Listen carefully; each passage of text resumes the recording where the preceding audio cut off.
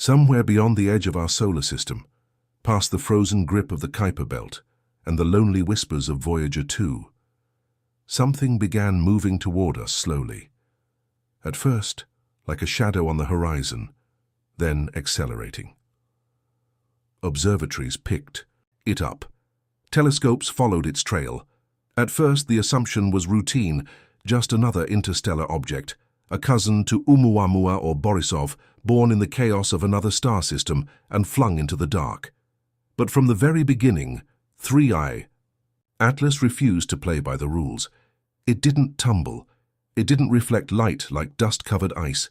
Its trajectory defied gravity. And when scientists pointed the most powerful eye humanity has ever built, the James Webb Space Telescope, toward it, the data came back with a verdict more terrifying than anyone expected. This was no comet. This was something else, something artificial, and something that may have come here not by accident but by design. When 3I Atlas was first identified, astronomers assumed it was merely the third interstellar object we've ever detected. A statistical rarity, but not impossible. Yet almost immediately, predictive orbital models failed to keep up. The object's path began deviating, slightly at first, then significantly, beyond what solar radiation pressure could explain. Comets typically follow parabolic or hyperbolic trajectories dictated by the sun's pull. But 3I Atlas moved as though it was making course corrections, tiny shifts in angle and speed, sometimes against the expected vector, as if being controlled, not pushed. The James Webb Space Telescope, orbiting 1,000,000 miles from Earth, at the L2 point, was quickly tasked with observing the object. What it saw contradicted every natural explanation. The infrared signature did not match a dirty snowball or metallic asteroid. Instead, it revealed surface patterns, geometrically spaced bands of reflectivity and thermal activity that appeared modular, almost like paneling, not jagged like a rock, but structured like a machine. And then came the most damning data of all. A faint pulse, not optical, not thermal, but electromagnetic, was detected coming from its core, repeating in intervals too precise to be natural. 3I Atlas wasn't wandering. It was navigating. Traditional comets, even interstellar ones, tend to be composed of frozen volatiles, water, methane, carbon dioxide, surrounding a nucleus of rock or metal. But Webb's spectroscopic analysis showed a chemical profile that defied every expectation. The surface of 3I Atlas showed a complete lack of volatiles. No ice, no carbon signatures, no sublimation tail. And yet it glowed, not from heat, not from sunlight, but from within. A low-energy emission consistent with photonic resonance, the kind produced when controlled light passes through synthetic crystal lattices, materials that don't occur in nature, materials that would have to be engineered. Furthermore, the spectral lines indicated trace elements not commonly found in our solar system. Some were entirely unknown. Others resembled stable isotopes of metals that should decay rapidly, and yet here they were, intact. This wasn't a comet. It wasn't even a rock. It was a construct forged in an environment far different from ours, owned by processes we don't yet understand. And that revelation sent a chill through the scientific community. If someone built this object, why send it here? One of the most unnerving revelations came not from what 3I Atlas was, but where it was going.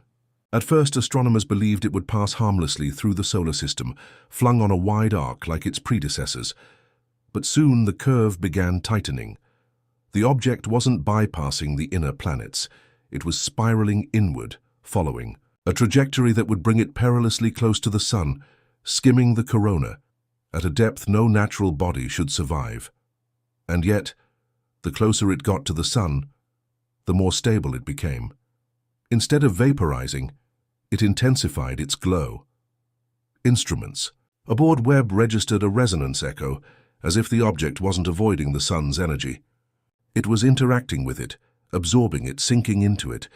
It wasn't just passing through, it was using the sun as a node, perhaps as a power source, or even a beacon to relay information. Think of it as a probe tapping into a galactic Wi-Fi, riding the strongest signal in our system. And if it was communicating, then someone, somewhere, might have just received the signal. Then it happened. A narrowband burst detected simultaneously by two independent deep space radio arrays in Australia and Chile, lasting only 4.2 seconds. It bore no resemblance to any solar activity or background noise. Instead, it was encoded, not just modulated, encoded. And inside that burst, linguists and mathematicians found something that stunned them: a prime number sequence wrapped around a golden ratio spiral. This was not noise. It was a message. Not one we could translate, at least not yet, but a mathematical fingerprint proving intent. Webb, while not designed to capture radio waves, had its infrared sensor pointed directly at 3I Atlas at the time of the burst. And it recorded something even more bizarre: a temperature spike followed by a sudden drop, as if the object had released a surge of internal energy and then gone dormant. Since then, 3I Atlas has gone dark. No tail, no light, no signals, just silence, like a beacon that sent out its one message and then shut itself off.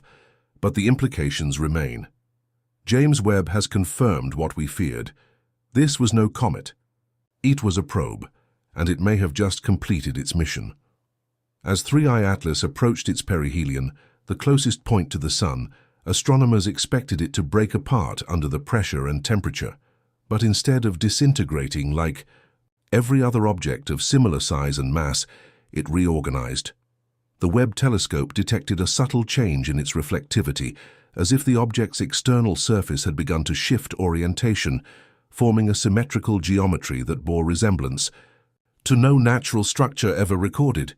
Hexagonal panels rotated into perfect alignment, and for a brief moment, the object's silhouette resembled a truncated tetrahedron, a geometric shape associated not only with advanced mathematics, but also with stability in architectural design.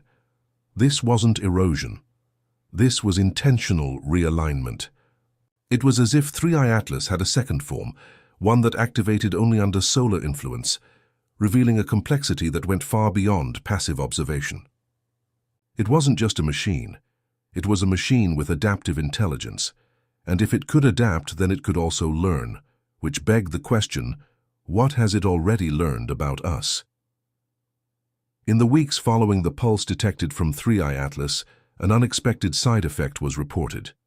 Several laboratories around the globe, including those not directly related to astrophysics, began documenting unusual anomalies in quantum resonance experiments and biological studies. At first, the events seemed unconnected: minor fluctuations in protein expression, shifts in magnetic fields near DNA replication chains, and deviations in expected quantum interference patterns. But when the data was mapped against the timestamp of 3I Atlas's signal burst, a chilling pattern emerged. It coincided perfectly. The object didn't just release a signal into space, it may have triggered a resonance effect within Earth's biosphere. Scientists began re-evaluating archived genetic samples and found micro-oscillations in telomeric length, as if something had pinged our biology, not to alter it, but to measure it, to take a reading. Humanity may have been scanned not by lasers or lenses, but by frequencies so ancient and fundamental that they interact with our very genetic memory. A test not of intellect, but of evolutionary readiness. One of the most disturbing discoveries wasn't what we saw, but what we didn't. After Webb tracked 3I Atlas post-perihelion, it attempted to re-establish visual telemetry. But the object had vanished. Not drifted, not moved behind the Sun, vanished. The exact moment it should have reappeared on the far side, there was nothing. Infrared blind, no heat, no reflection. And yet surrounding the calculated coordinates, instruments recorded a negative space anomaly, a literal drop in background radiation, like the object was absorbing light and heat itself. A void, a shadow without a source, a lens into something, beyond our perception.